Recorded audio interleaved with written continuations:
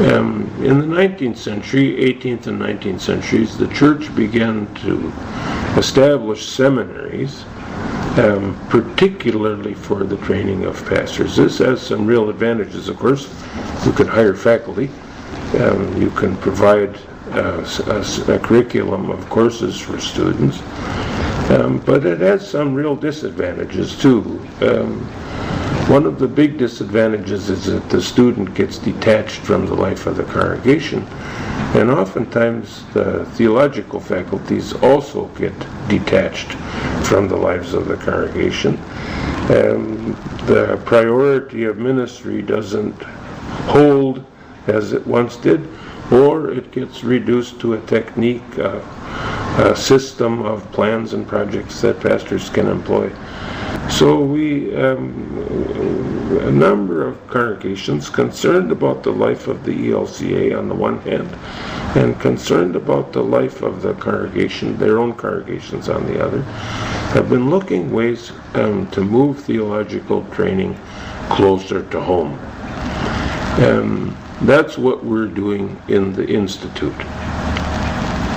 Instead of taking students out of their congregations, taking students out of the context of the relationships that have defined them, instead of detaching, we're looking for ways to attach. It's been a tradition for a long time that students from the seminary where I taught for some 30 years went to small parishes in the upper Midwest, North Dakota, South Dakota, Minnesota, Wisconsin, into Montana. My dad did that. I did that, only I went as far away as Oregon to start out. When we were assigned, we came with our theological degrees in hand and some practical training as well.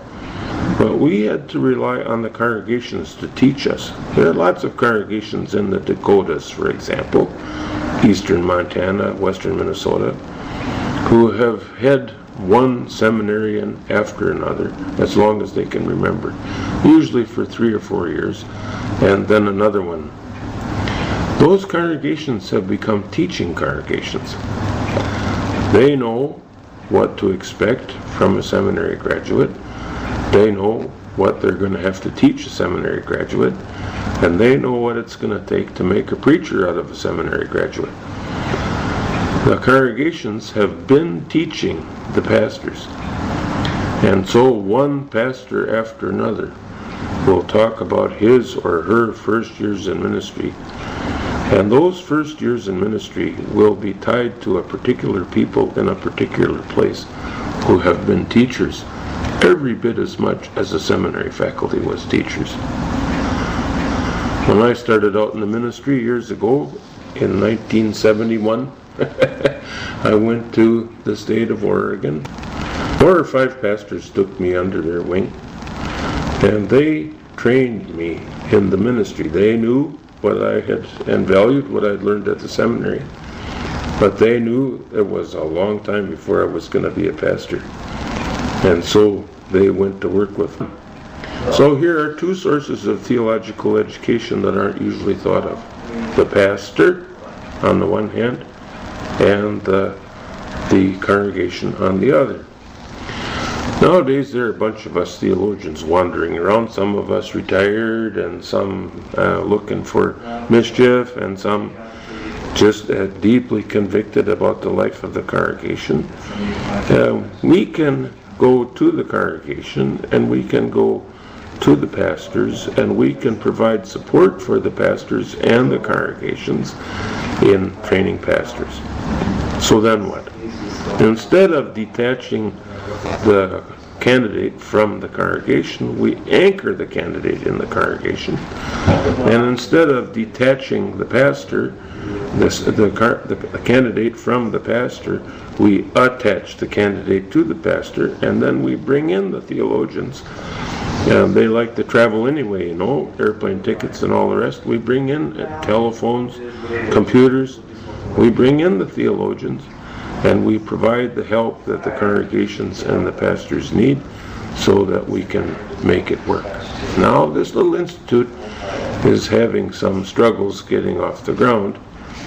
We're not interested in buildings, and we're not interested in faculty meetings. Thank goodness. I didn't retire to go to another faculty meeting, I can guarantee you that. Rather, we're interested in relationships with the congregations and with the pastors, and we're interested in working together to provide candidates for ministry that hit the ground running, who are ready to go, who can go to a bedside, who can stand at a funeral, who can administer the sacrament, who can preach the word with gusto and fidelity, and who will reach out into the lives of their people, knowing full well who and what they are. We're looking for students who can walk into a rural community with their feet on the ground, who can go into the inner city knowing what the shape of life is there, who can go into the suburbs with some expectancy and confidence. We're looking for candidates who will be, first of all, loyal to Christ Jesus and to His Word.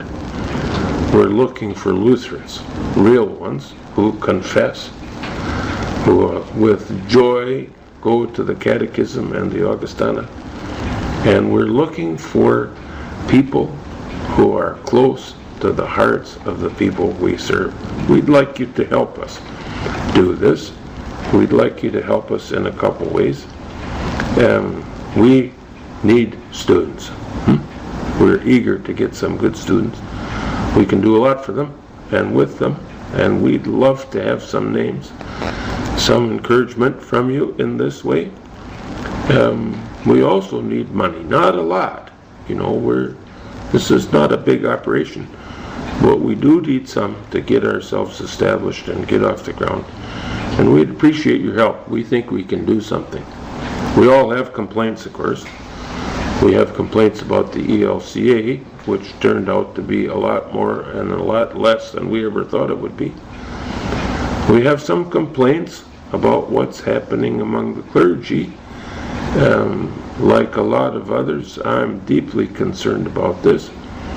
My own pastor is spectacular, and I meet with a text study every week with pastors for whom I have the deepest respect. But that's not always true. Sometimes I wonder if my faith is going to survive another Synod Assembly. And so we worry, I worry and watch and wonder where the next generation is coming from. Well, instead of complaining, instead of worrying and watching, what we can do is get our sleeves rolled up, put our hands to it, and see if we can't provide some pastors. It would be a lot of fun, huh? I mean, I just love that. Once I was out in Oregon, I stopped to see a friend of mine. He said he was going calling, and he wondered if I'd go with him. We went over to the nursing home to visit some of his parishioners. He said, "Jim, I know you can sing. I've stood beside you in church. Why don't we sing some duets?" Pretty soon we were singing to these old parishioners in the nursing home, praying with them. I led a Bible study with a group of them. What started out to take 20 minutes wound up taking 4 hours. We had a ball. Well, that's what preachers do when they fool around, Speak the word, look after people, have some fun, and we're looking for people like that to serve your congregation. So God bless you. We hope you'll consider this and look into what the possibilities might be. Thank you.